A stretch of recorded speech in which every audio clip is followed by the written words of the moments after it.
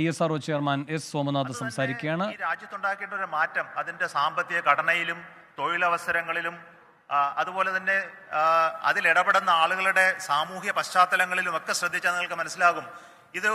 ഇതൊരു സാമൂഹ്യ മാറ്റത്തിന്റെ കൂടെ ഒരു ശക്തമായ ഒരു ടൂളായി മാറിയിരിക്കുകയാണ്.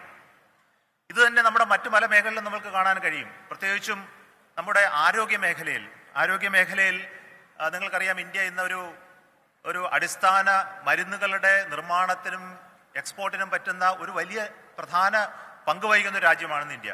അതുപോലെ തന്നെ ഇപ്പോൾ വാക്സിനുകളുടെ നിർമ്മാണത്തിൽ എത്രമാത്രം പുരോഗതി നേടിയിരിക്കുന്നു എന്ന് നിങ്ങൾക്കറിയാം. പക്ഷേ ഇത്തരം മൂവ്മെന്റുകൾ മുന്നോട്ട് കൊണ്ടുപോകണമെങ്കിൽ നമുക്ക് വേണ്ട ചില അടിസ്ഥാന കാര്യങ്ങളെക്കുറിച്ച് മാത്രമാണ് ഞാൻ പറയാൻ ഉദ്ദേശിക്കുന്നത്. ഒരു രാജ്യം അതിന്റെ ശക്തി നേടിയെടുക്കുക എന്ന് പറയുന്നത് എപ്പോഴും സാങ്കേതിക മേഖലയിൽ ഊന്നി നിന്നാണെന്ന് ഞാൻ പറഞ്ഞല്ലോ.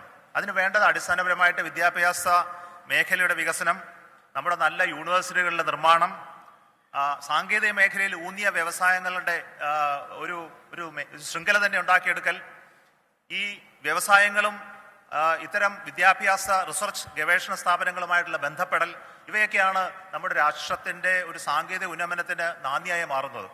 ഇന്ന് നമുക്കറിയാം, നമ്മുടെ ഈ മേഖലയിലെ കണക്ട് വളരെ കുറവാണ്. ഈ ഒരു കാര്യമാണ് നമ്മൾ ഇന്ന് ഈ വരും വർഷങ്ങളിൽ പ്രത്യേകിച്ചും നമ്മൾ കേരളത്തെ പോലുള്ള രാജ്യത്ത് കൂടുതൽ ശ്രദ്ധിക്കേണ്ടത് എന്ന് ഞാൻ കരുതുന്നു.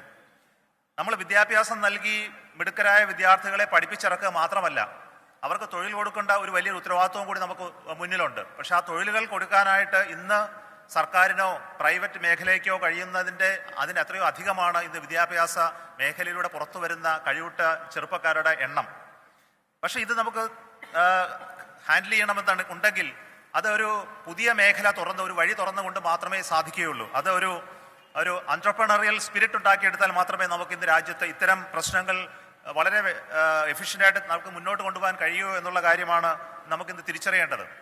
അതിന് വേണ്ടത് പ്രധാനമായിട്ടും നമ്മുടെ വിദ്യാഭ്യാസ സ്ഥാപനങ്ങളും ബിസിനസ്സും തമ്മിലുള്ള കണക്ഷൻ കൂടുതലായിട്ട് ശക്തമാക്കുക എന്നുള്ളതാണ്. എന്തുകൊണ്ടോ നമ്മുടെ ഉന്നത വിദ്യാഭ്യാസ മേഖലയിൽ ഇന്നും സാങ്കേതിക മേഖലയിൽ പ്രവർത്തിക്കുന്ന വ്യവസായങ്ങളുടെ കണക്ഷൻ ഇന്നും വളരെ കുറവാണ്.